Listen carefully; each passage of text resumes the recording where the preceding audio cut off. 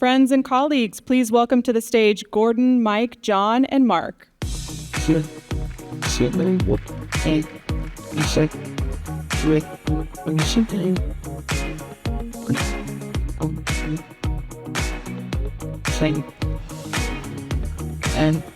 so you can get slides of everything. All right, is that working? Microphone? You guys hear me? All right. How's everybody doing today? Good morning. Yeah, a little long, but informative, I hope. I think everybody heard a common theme this morning around AI. We're going to spend some time talking about that and hopefully digging in a little bit deeper with three veterans of the industry, I'll say. As I was preparing for this, and I think Amr and Olivier talked about it a bunch this morning, was the speed at which we're operating. It's funny, I have some people on my team that weren't alive when the internet was created, right? So I'm sitting there saying, most people in the room here, not to call us old, but we all predate the internet, right? And, I feel like it was just a couple years ago, and I'll say this for my kids, 7 years ago, that we were talking about cloud, right? I mean, it was how cloud was going to transform the IT industry. It was going to transform how we operated as individuals as well as professionals. And everybody, it was public cloud, it was private cloud, then we all settled on hybrid. Now we're starting to see workloads come back on-prem, still a lot in the cloud. And then on top of it, now we're all excited about this opportunity around AI. We had an advisory council in Sea Island, Georgia, back in May, and it was interesting because there were partners that we do a lot of business with that were unsure of what Schneider's role was within AI, specifically the product brand APC that most of you are familiar with. So that's what we're going to spend some time on today, really listening to partners and somebody that's very focused on software, but individuals who spend a lot of time with customers getting real feedback about what AI means. I mean, we have some partners that AI to them means selling more devices that are Copilot enabled, to others like Mike and Mark that are working with enterprise customers to really help educate and enable them. The cloud's been a huge driver of growth within Schneider over the past couple of years. AI is only going to accelerate that. So that's my preamble, just a little bit of preface of where we're going to go over the next 30 to 40 minutes. But I'd like to take this opportunity to start with Mike, go down the line, just introduce yourselves a little bit, and then I've got a few questions for you. Sure. Hello, everyone. Mike Trajecki. I lead the global AI practice at Worldwide Technology, systems integrator, basically doing everything you can possibly think of from IT to OT and everything under the sun. We've got an AI practice that we'll talk about, on fire right now with everything we do. I think it's personally a fad, and it's not going to last at all. Get out of here. Yeah. But yeah, we'll get into it in a little bit. Awesome. Thanks, Mike. Thanks for coming. John? Hey, everyone. I'm John Gould. I'm with Schneider Electric. I've been a veteran for about 20 plus years. So my role inside Schneider is interesting. I've always been in kind of the software side of the business. I know historically a lot of people think hardware when you think Schneider Electric, but software is probably one of the 2 or 3 key pillars of the strategy for Schneider Electric. So I get to work with a wide variety of customers and partners and get to broadly approach their problems and help them understand what software solution fits them best. And Schneider has a very broad offer, from SCADA and EBMS and BMS and DCIM. All of those are available to our customers. So I work with partners and customers on a wide variety of problems and get to kind of make sure we're using the right solution to fix the right problem. So good to see everyone here today. So good afternoon, Mark Romanowski. I'm the Executive Vice President for Agilent Solutions. I lead all of our strategic alliances and partners. I've been doing this for quite a bit, almost 50 years. I've seen everything. Started my career at IBM, was very much technical. Now I kind of do a lot of other things. whatever my secretary tells me to do, so I do it. But yeah, I've seen it all, and AI is something that we as a company have been working on for several years. We've actually developed a platform that's AI-driven, an API-driven platform that we'll talk about later on. But as we had conversations last week, AI is a journey. It's not a quick fix. It's not something that's going to be just just move on to the next stage and all of a sudden, you completed the journey. It's a complete journey that will take time, and it's very transformative, extremely transformative. What we're seeing right now is nothing. It's not true AI yet, and the roadmap to AI, where it's going, it's going to be purely Star Trek. Awesome. Thanks, Mark. Yeah, I would just, before we jump into the questions, we had 2 prep sessions before this over the last couple of weeks, and just talking with these 3 gentlemen, I already learned a lot. There's so much to learn. I feel I was at NVIDIA's GTC a couple of weeks ago. I haven't been able to write that fast in terms of all the new things that are coming at us. So Mike, we'll start with you. We're hearing a lot about AI. We hear everything about large language models. We hear about GPUs. We hear about AI factories. Tell us a little bit about the type of customer that you're engaging today, and what are you hearing? What are you seeing? Absolutely. And just for everybody, in order to be a successful partner, you have to have an SKI or a CKI on the end of your name, right? So that's the most important thing. John, we're in trouble. Yeah, I'm out of that. Well, he works here, so Okay. But he did win the sock game, so he won the sock game with those. They're awesome. Oh, appreciate that. Yeah. All right. So this AI thing, this whole fad. So it's really interesting. So the customers we're seeing are really spanning from building AI factories to now doing inference at the edge. And we're also seeing them in an agentic model. We're looking at this still generative AI piece of this. So we're seeing it across the spectrum. One of the things we're starting to see a lot of right now is a lot of the physical AI pieces from a robotics standpoint, digital twin, computer vision. But I think that the thing that's going to be important, and one of the things we're talking about, and the way I look at this is, everybody in this room, does everybody know the difference between training and inference? We got that. So if you look at it, I coach my daughter's soccer team. And so training is coaching, right? That's all the practice sessions. Train the girls, teach them what to do, teach them what to do, teach them what to do. And then inference is really playing the game. So it's how they execute and how you execute on that real-time situation. So that's really the difference. And what we're starting to see is not a shift from training to inference, but we're seeing a lot more money being invested in the inference side of things right now. Okay. Is there a particular customer segment that you see that is a little bit more advanced around AI that you're engaging?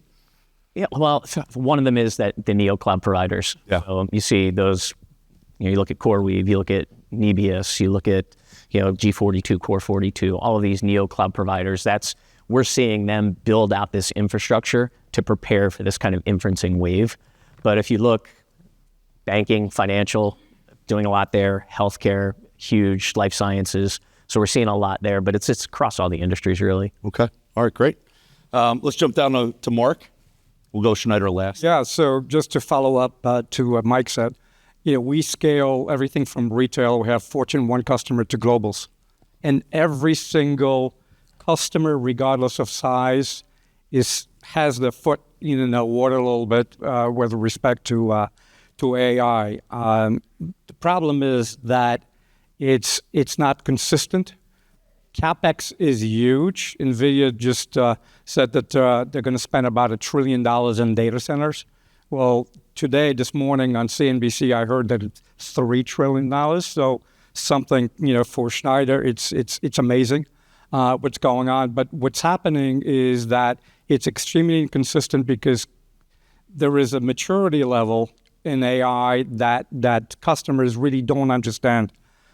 The quick fix, as I said before, is a cost reduction, but that's not where AI is. It's really value creation. So what do you do? How do you prove to that customer that AI, whatever solution that you propose to that customer, would give you that value creation?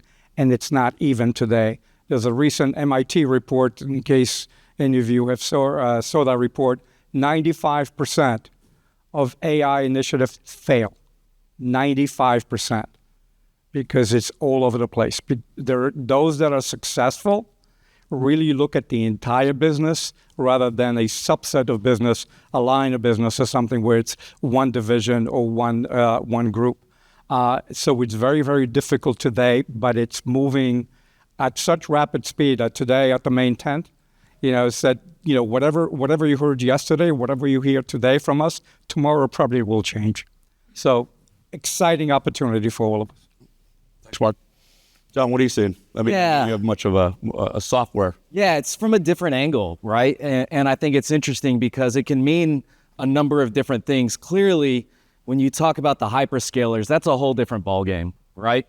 But I think it's more interesting to look at what's going to happen for AI at the edge, or even how customers can apply AI kind of in a lightweight way to drive value and benefits of their own organization.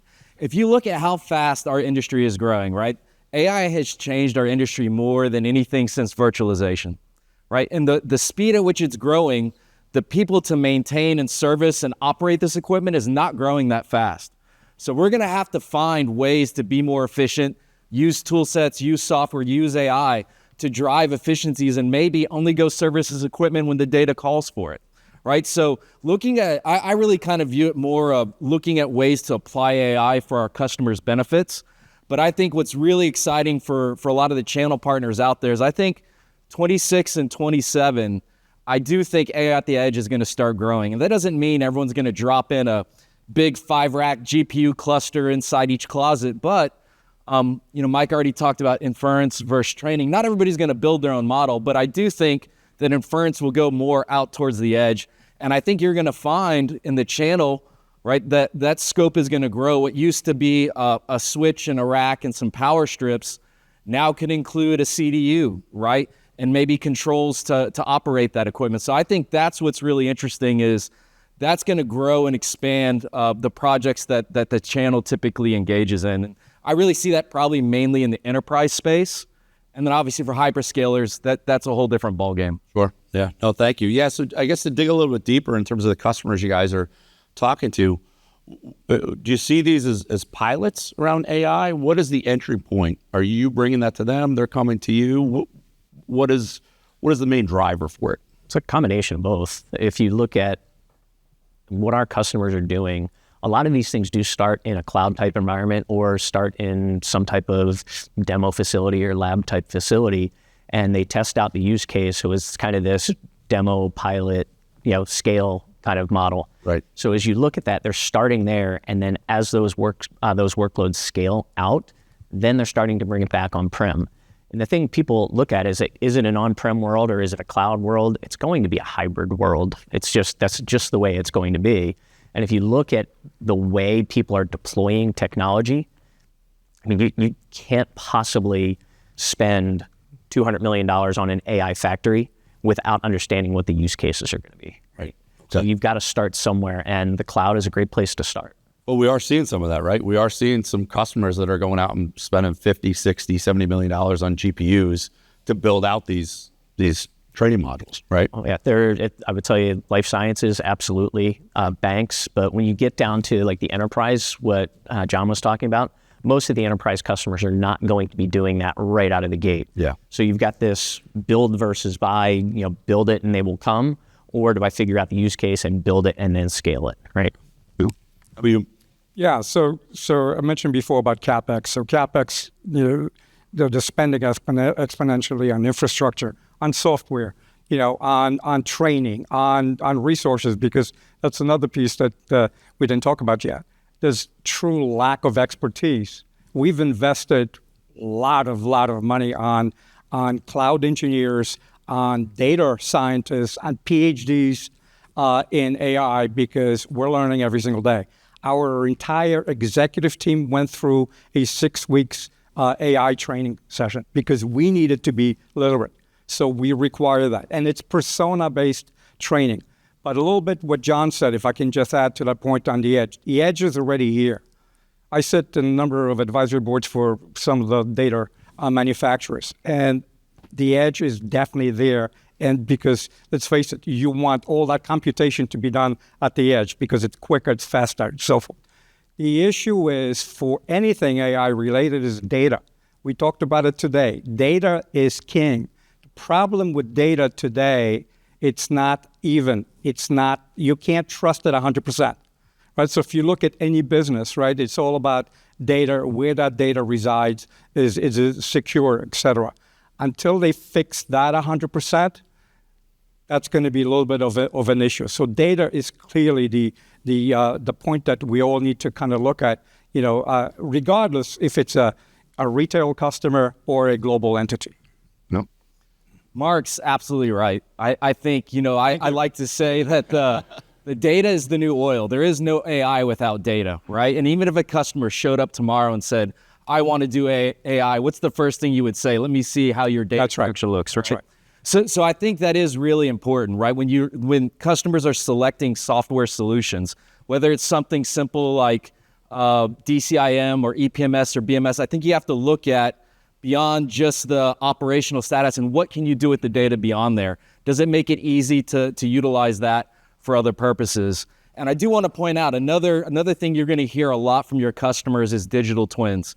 If you hear Jensen and NVIDIA talk, they talk about if you want to build an AI cluster, an AI factory, you need to start with a digital twin to do that. So being sure that your customers have access to the ability to model something before that happens is going to save everybody a lot of time and money. That's actually a question I have for you. Can you go in a little bit more on that? Because I know Jensen just talked about it in the Omniverse, Omniverse DSX platform. Right. And how that was going to require digital twins. Can you talk about that a little bit more specifically to Schneider and really the physical? Absolutely. Yeah. So if you're not familiar with Omniverse, it's essentially NVIDIA's platform to build a digital twin of just about anything, right? We're obviously looking at it from a data center perspective, but you can model down to each valve, each bolt, each rivet in your entire data center. But, Omniverse is not the expert at everything, right? So Schneider has a wide variety of digital twins that we can bring to the table. So we consider ourselves power and cooling experts, right? So we have a very easy to use cooling digital twin called IT Design CFD that we're really trying to disrupt the CFD market. So if you went to go get a CFD done today, you're maybe hiring an engineering firm, waiting a couple weeks, it's pretty expensive. As soon as something changes in your data center, it's not good any longer. So with IT Design CFD, we want to put that power of CFD in just about every user's hands. So it's very easy to use. It's driven in a browser, and you can drag and drop and build out your CFD analysis engine maybe in a couple hours, as opposed to weeks or days. And you don't have to be a mechanical engineer or an electrical engineer to be able to use it. And that data can integrate to Omniverse. And we have the same type of solution from an electrical point of view, and Jensen has talked about this, but ETAP, which is our digital twin for electrical networks, will also integrate to Omniverse. So Omniverse is kind of the top level, and it will come to our digital twins for that expertise in the power and cooling spaces. It's important. Go. Really important part of that, and this is kind of going back to what you were saying, Mark, on the data piece of this, and it's kind of like an addendum to what you were saying. While we need to get the data right, we shouldn't let not having the data stop us from moving forward. And when you look at this, what you're talking about here is all that data is not going to be perfect, but you're bringing that limited amount of data in. That's fine. It's not going to be perfect. You get it to 70, 80%. Just don't let it stop you. That people think that they need to have a huge data platform to do all of this AI stuff, and you just need the data that's necessary for that application. Very much to what you're talking about. Don't let perfection be the enemy of progress. I think that's a great point. Yep, that's good. Great point. Just one point on the tools you were talking about. Those tools, when we think about when we would build out in the early 2000s, built out our ISX design tools, right? Those tools are available or will be available to our partners as enablement to take this in the digital twin to our customers. And it's a big part of the enablement strategy that we have as part of the channels organization. No, you're 100% right. Actually, where the CFD digital twin that I mentioned, it's called IT Design CFD. You get to it by going to the design portal. So if you have access to the design portal today, you have access to that tool set for you and your customers. Yep. So it's very interesting. So more to talk about that later. So one of the things, back to what you guys are doing at Worldwide, I went to your website and I saw that at the top of the screen, it has a section that said "Learn from us." Can you tell us a little bit about that? Because as we started this conversation, we all are learning together. It is a journey, but tell us about some of the things that you guys have under there, including some of the AI labs. Yeah. Mark mentioned the talent gap, right? And the skills gap that exists. Yeah. So one of the things, our approach is that we want to teach our customers what is happening in AI, and it'll get pretty deep. So we've created these learning paths and these labs for our customers. Anybody there, if you go to wwt.com, register, and you can get access to all of these labs. So we don't charge our customers for them. In addition to that, getting our customers to learn, we built out this thing called the AI Proving Ground. So it's kind of the crown jewel for us. We about $500 million worth of investment. So our customers can go in there and test out different models, different architectures, see how it's going to fare from a security standpoint. So it's a giant sandbox for our customers and partners to go in. And we've got, Schneider Electric is a big part of that as well. So thank you for being part of that. And you look at the major manufacturers, NVIDIA, Cisco, Dell, HP, you pick whatever you want to test against. Yeah. You can bring it into that path. And it's all about learning. We're trying to help eliminate the skills gap. We're trying to help eliminate the fact that there's a ton of information that is out online, but we're kind of curating that specifically for our customers. That's awesome. Yeah, no, it's impressive content for sure. Mark, you already started it with educating all your executives with a 6-week course. Can you speak to some of the other things that your organization is doing around the same topic? Yeah, enabling and education. A little bit the same thing as Mike. I mean, we've been doing that as well. I mean, some of you might be familiar with kind of a cloud assessment. So we've been doing cloud assessments for years. We're now doing AI assessments for our customers. Those that, if you look at the major banks that we talked about, they have everybody calling on them. They're spending billions of dollars on this, right? But the mid-market, which is thousands upon thousands of customers, and I'm not talking about small customers. I'm talking about mid-market, which are very large, corporate, maybe even global entities. They need that help. So we've been providing cloud and AI assessments for their business across the board.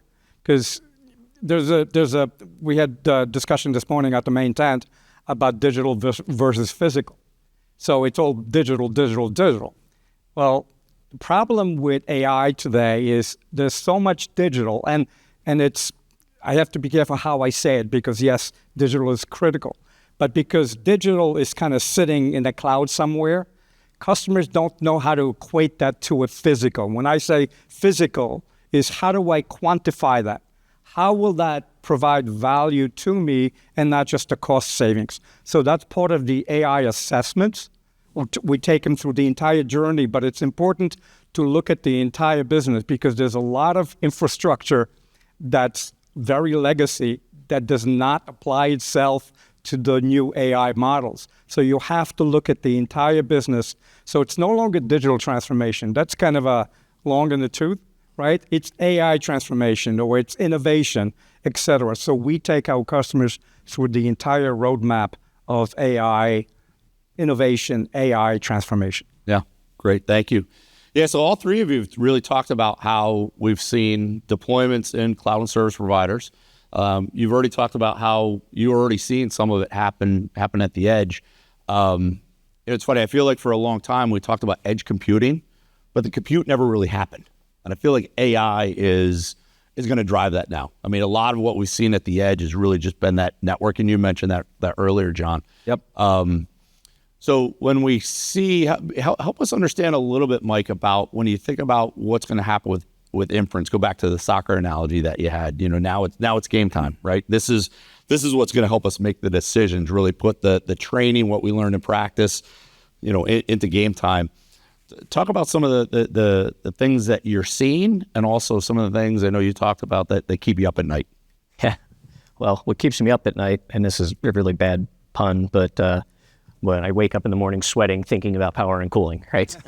Didn't pay him to say that either. That came straight from Mike. Yes, that's terrible bad joke pun there. We have a pipeline of billions of dollars worth of GPUs. And there's potential for us to not have any place to put them. Yeah. That worries me. That I literally, pretty positive guy. When I wake up in the morning, I look at that and I'm like, all right, how are we going to solve for this problem? And we're solving for that problem in a couple of ways. One, we're actually working with companies like Schneider and we're figuring out the power problem. We're working with energy providers and nuclear providers to figure out that, hey, it's not a generation issue, it winds up being a transmission issue in a lot of cases. The other thing is we're moving a lot of this out to the edge. So we're getting this information, processing it at the edge where we don't have to use as much power, physical power to do these things. So when you look at smart city applications around computer vision, you even look at some of the digital twin stuff that's out there, and now the physical AI, I will tell you, that is the next wave of edge, is the physical AI piece. We've hired now robotics experts on the team because we are getting so many requests from our customers about integrating robotics. And I'm talking like robots picking broccoli in fields kind of robotics. All right. Wow. And even things like cleaning robots and delivery robots. I mean, that is the next wave of kind of what's happening at the edge. And the piece of it that everybody in this room needs to really be aware of is that you don't have to have this massive infrastructure for those things, right? And so talking about the power problem, right? Bring it out to the edge, do your inferencing at the edge. Right. You don't have to worry about bringing back and using this big giant AI factory that you built in a lot of cases. Use that for the training and for training all the models, and then bring out when it's game time, you go and bring it to the edge. Absolutely. Yep. Mark? Couldn't agree more. I mean, look, we talked about data, right? So it's about speed of execution, right? So if you look at the traditional data center, it's archaic, it's old, it's kind of consolidated, but speed is critical. So because there's so many IoT devices out there, you need that computation to be done right at the edge. That's where, Schneider comes in, perfectly. So, yeah, I mean, we're seeing the same thing, Mike, that you're seeing.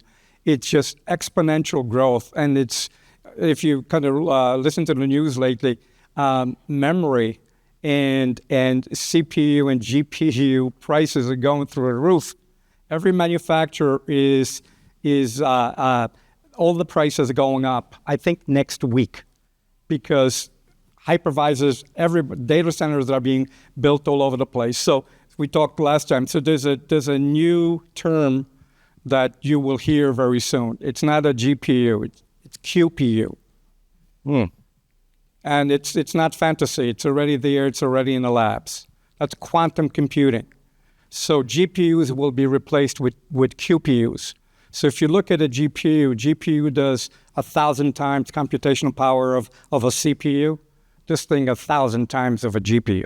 So all those, if you saw the roadmap today, part of that roadmap will be QPUs. So crazy stuff is going on, and it's all going on at the edge. And when I say the edge, it could be anywhere. It could be your refrigerator. It could be anything these days. So everything will be connected.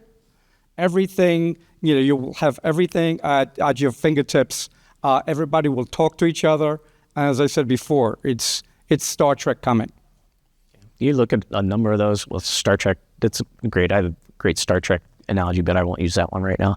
So I'm a movie guy, by the way. So if you look at with the quantum side of things, and you look at what Google is doing right now also with TPUs, so the tensor processing units as well. So you're going to have choices, and as it grows, QPUs will eventually be a thing. Right now, TPU, GPU, CPU, all of those things still exist, and that's where it comes in at the edge. So you're going to see a lot. I mean, there's a lot you can do with the CPU at the edge. You don't need a GPU at the edge, right? Especially in some of the manufacturing or oil and gas or energy applications, you can get done what you need to with the CPU. Now, eventually, the QPU piece of this, the quantum piece, is, like Mark said, it's going to be really interesting. And we have a whole section of our business which is a cybersecurity business, and we're now starting to talk about Q-Day. Anybody, show of hands, know what Q-Day is? All right, nobody. Good.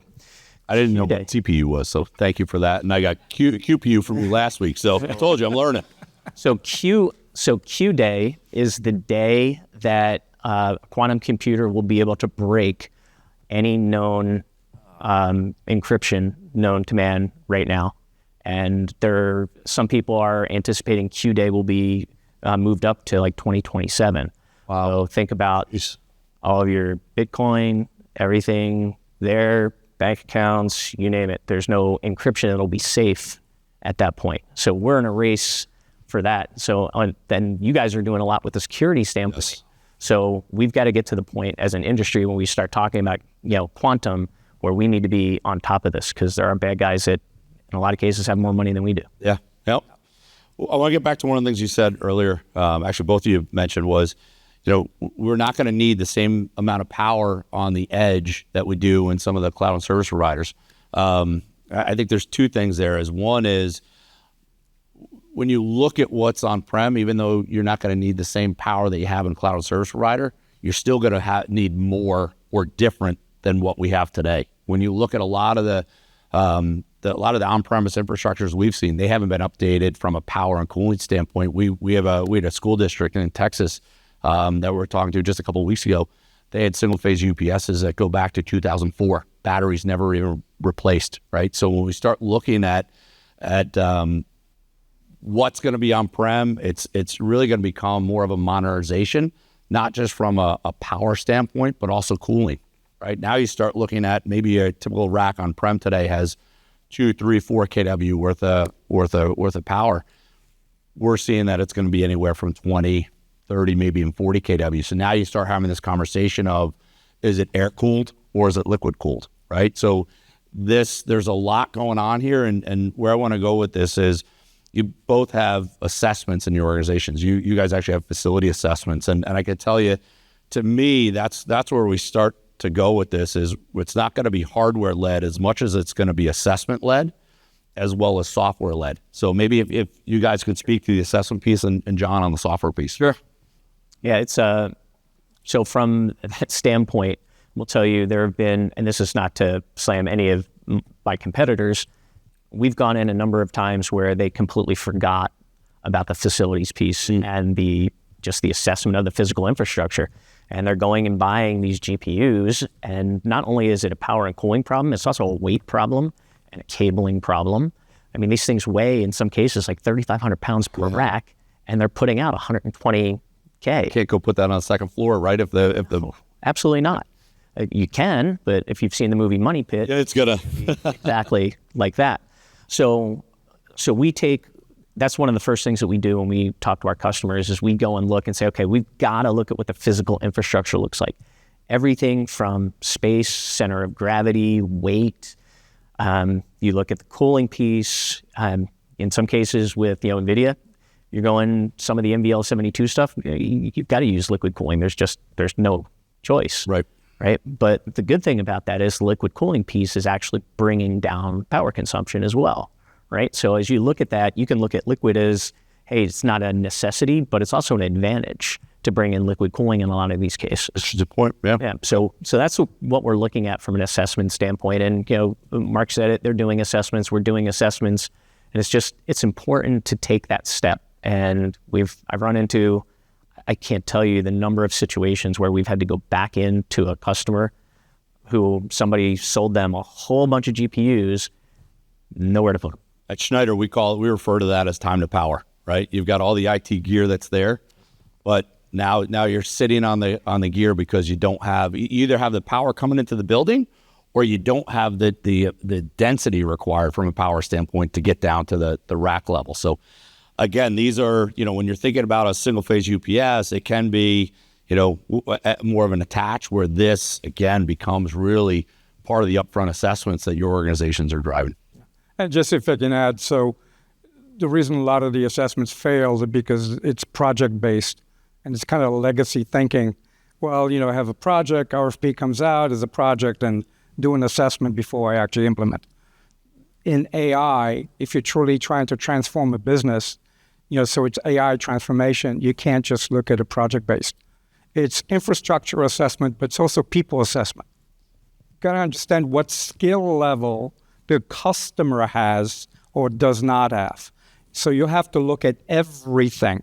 So hardware, software, full infrastructure, everything, every device they have, and frankly, you need to look at their business, what the vertical is, what they're trying to accomplish with their business, right? So assessments are no longer just quote-unquote IT assessments.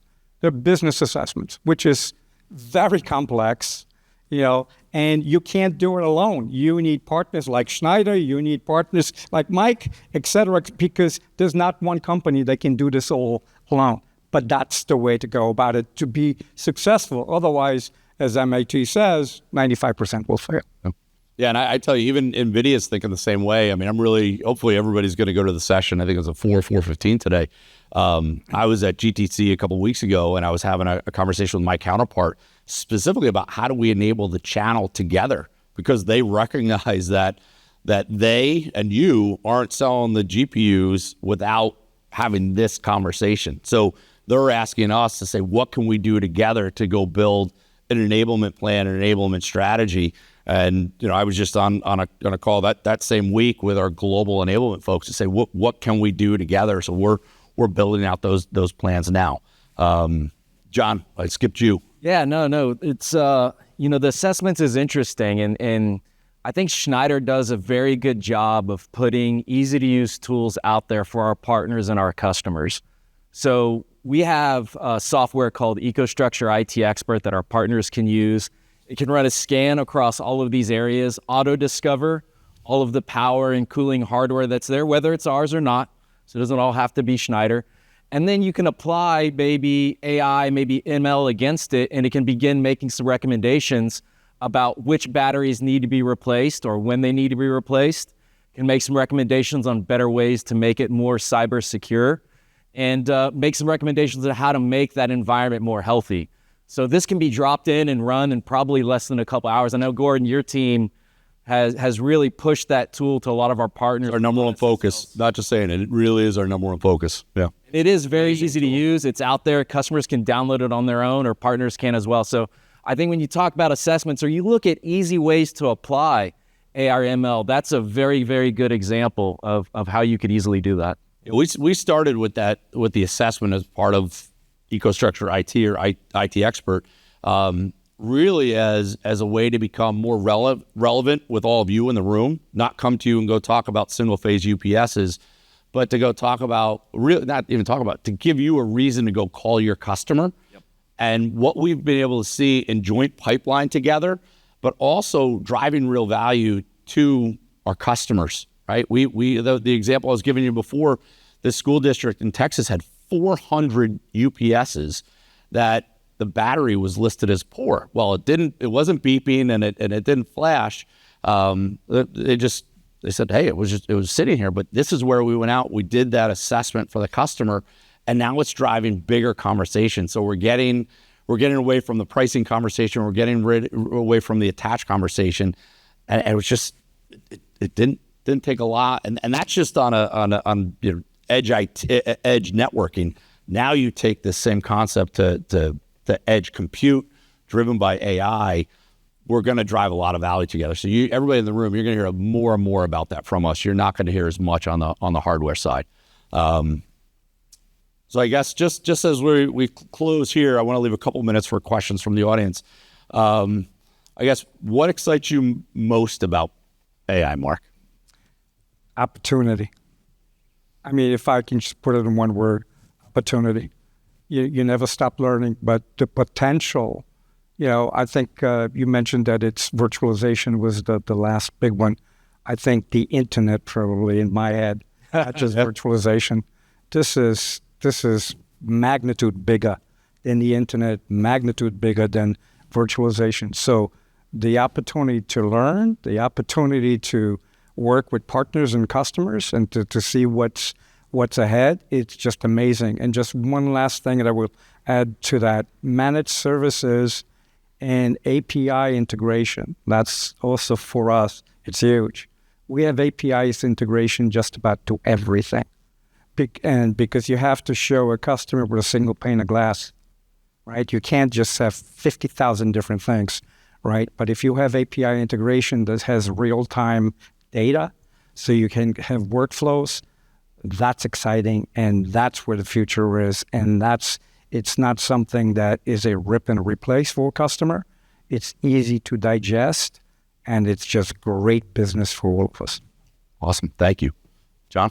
I think I get most excited about the fact that I think we as an industry have not done enough to take advantage of the benefits of AI, right? It's changed our industry more than anything since internet or virtualization, but we're not doing enough to apply those benefits, but I think that's coming. So I get excited about thinking about ways we can take the benefits of AI or machine learning and take it to our customers, take it to our partners to drive efficiency and cost savings from them. So what we can help, in the past, I think we were very targeted on monitoring and alarming. I think we still are, but now I think we're really targeted on how can we help you use your data better and make it more valuable to bring more insights to you. So that's what I get excited about, is helping our partners and customers in that direction. Awesome. Thank you. Mike? I will tell you, we haven't even seen what's coming yet. We don't know what's coming. And I will tell you, that's the thing that excites me the most, is my job. I feel like my job changes every 3 weeks. Yeah. Right. I mean, and I love that about this industry. And I love the fact that, just look around the people in this room. AI has the potential, and it will change the course of humanity. It will change everything about humanity. And we all need to be a part of that, keeping it and doing it ethically and doing it responsibly. That's the stuff that I get excited about. Awesome. Yeah, I would say, from my standpoint, I think it's the collaboration. I would say, you look at the legacy, again, the APC brand, we've done a lot of business together. Thank you. But I'm excited about the collaboration moving forward, because not one of us can do it alone. Not one of you can do it alone. I mean, to have these conversations with NVIDIA and Dell and HPE and our solution providers, we're not going in where it's where, APC wants to sell their stuff, Cisco wants to sell their stuff, Dell wants to sell their stuff. We're focusing on business outcomes. We're going to do it through use cases, and we're going to do it together. And to me, like you, I'm a big soccer guy. Fortunately, my son lost in the state finals on Saturday, so a little sour grapes right now. But It's a bummer. Hell of a game. They scored with 33 seconds left to go in the game, 0-0. They beat us 1-0.